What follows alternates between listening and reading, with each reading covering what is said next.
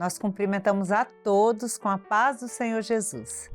Nessa aula, o Grupo Organização e Método permanece tratando do tema Educação dos Filhos no Temor do Senhor, tomando como referência o livro de Esther.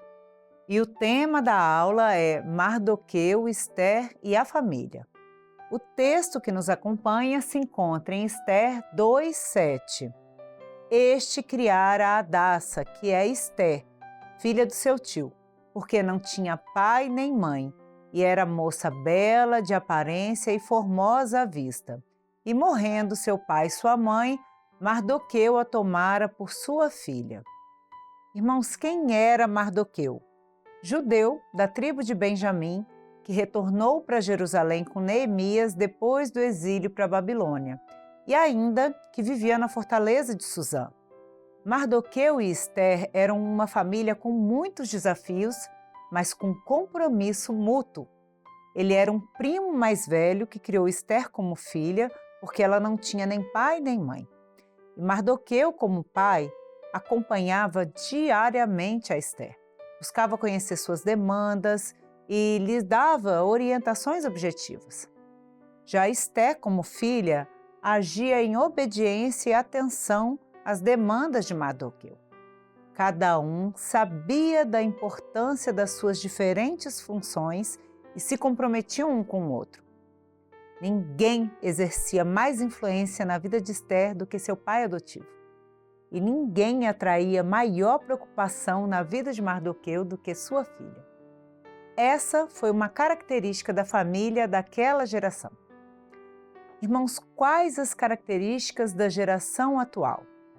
As gerações são marcadas pelos grandes acontecimentos de um período, como as guerras e as mudanças tecnológicas.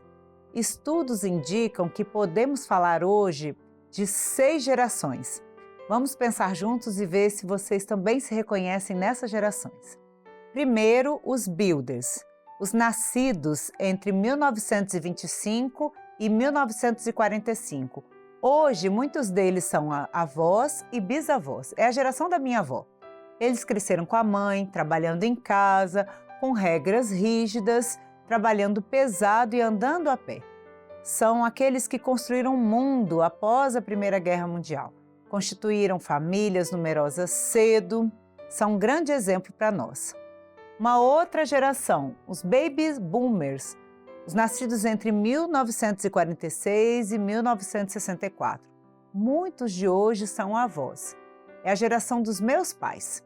Cresceram com a mãe, trabalhando em casa, brincando na rua e no campo. Esses, ainda na infância, tiveram acesso à rádio. Construíram famílias cedo, famílias menos numerosas e deram mais liberdade para os filhos. Uma outra geração, a geração X, os nascidos entre 1965 e 1979. Muitos são pais nos dias de hoje, essa é a minha geração.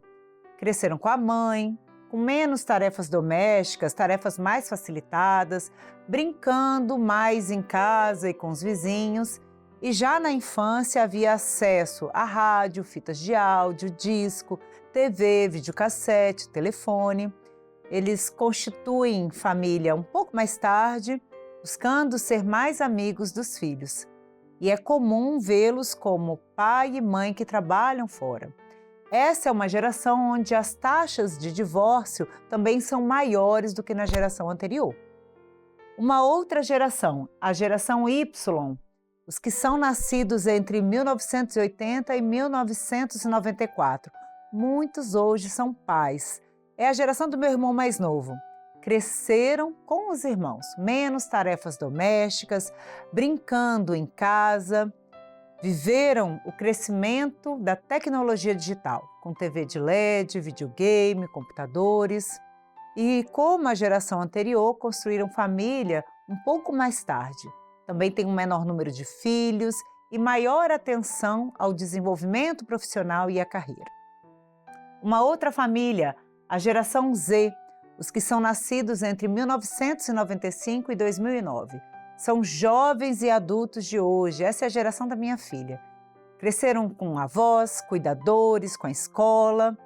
Aqui o acesso na infância também foi a DVDs, máquinas digitais, mas hoje lidam atualmente com todas essas tecnologias aqui: e-mail, WhatsApp, Telegram, LinkedIn, Twitter, Instagram, TikTok, YouTube, podcast e as plataformas como Netflix e Amazon. Por último, a geração Alpha, os nascidos a partir de 2010. São os filhos mais novos de hoje, essa é a geração do meu filho.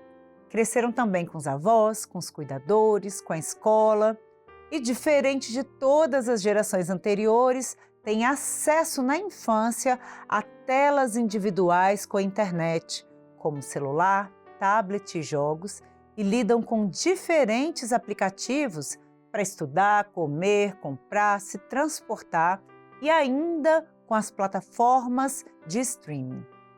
Vocês se reconheceram nessas gerações? Conseguem pensar na história da sua família? Pois é, os grandes eventos, cenários da tecnologia e uso do tempo impactam os relacionamentos da família, os modos de trabalho, os modos de aprender e a comunicação entre as pessoas. E o compartilhamento também das informações. É muito comum vermos análises que falam de conflito de gerações, porque quando mudam os cenários, as expectativas também mudam e concorrem entre si. Contudo, nós queremos convidar os irmãos a pensar na composição de sua família e no compromisso que vocês juntos têm assumido, assim como fez Mardoqueu ao adotar Esther. Irmãos, Mardoqueu estava retornando de um tempo de cativeiro. Esther era de uma outra geração, uma órfã sem pais, uma ausência por morte física. Nos dias de hoje, como é a composição de muitas famílias? Pais que vieram de geração anterior de um cenário de luta e filhos também sem pais, uma ausência por morte espiritual. Gerações sem orientação, que foi comprometida por uma falta de posicionamento dos pais que assumiram outros compromissos, terceirizando o relacionamento com seus filhos, que por sua vez também não se comprometem com os seus pais. Esse também é o cenário da nossa casa? Nós temos sido fiéis à posição que o Senhor nos confiou hoje?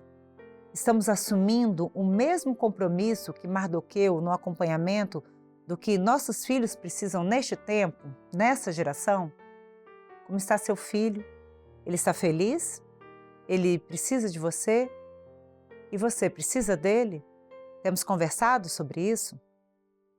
Irmãos, cada um de nós tem um lugar. O único que não tem lugar é o inimigo, mas ele busca ocupar as brechas para operar sua obra de destruição. O Senhor nos convoca a estarmos atentos em nossa função. Vamos despertar do sono, aí vem o esposo. Vamos posicionar o nosso lugar. Ninguém deve ocupar o lugar de influência responsável dos pais. Mardoqueu exerceu sua influência com responsabilidade e ensinou Esther a fazer o mesmo pela sua família.